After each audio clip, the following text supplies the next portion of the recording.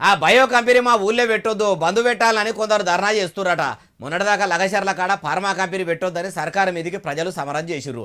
దిలావర్పూర్ కాడ ethanol company పెట్టొద్దని అక్కడోళ్ళు సడకులు ఎక్కిర్రు. ఆ రెండు దగ్గర లొల్లులు అవుతున్నాయి అన్నట్టు మళ్ళా అవిజాలయ్య అన్నట్టు మళ్ళా మీదికెళ్ళి ఏ ఊళ్ళే అవుతున్నాయి అంటారా? ఎన్నో చెప్తా పండ్రి. కోదాడ నియోజకవర్గం మోతే మండలంలో ఉన్న రావిపహాడు ఊళ్ళే ఇట్లా ఎంఎన్కే బయో ఫ్యూయల్స్ కంపెనీలు పనులు సురువు చేసిర్రట.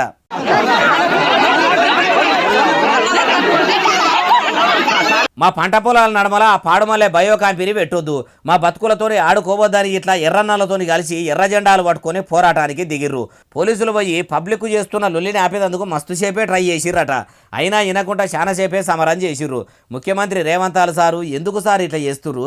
కంపెనీలు తీసుకొస్తే తీసుకురాండ్రి, ప్రజల నివాసం ఉంటున్న ఊర్ల నడమలనే పెట్టాలనా? పెట్టి తెచ్చి మమ్మల్ని ఇబ్బందులు పెట్టే ఇతనాల కంపెనీ వద్దు, ఆ పాడుమల్లె సూది మందుల ఫార్మా కంపెనీ వద్దు అని ఓ దిక్కు రెండు జిల్లాలల్లో మంది మొత్తుకుంటుంటే వాళ్ళ గోడు పట్టించుకోకుండా మీరు ఇట్లుంటే కోదాడ నియోజకవర్గంలో ఉన్న వీళ్ళ కొంపల నడమ కూడా బయో కంపెనీ పెట్ట చూస్తుర్రట. అసలు ఆ కంపెనీలు పెట్టి తెలంగాణ రాష్ట్రంలో ఉన్న ప్రజలను ఏం చేద్దామనుకుంటున్నారు? జనావాసాలకు దూరంగా పెట్టి ప్రజలకు బాధ లేకుండా చూడాలన్నా ఇట్లా బాధలు పెట్టుడేంది సార్ అంటుర్రు ఈ ముచ్చటిన్నోళ్ళు.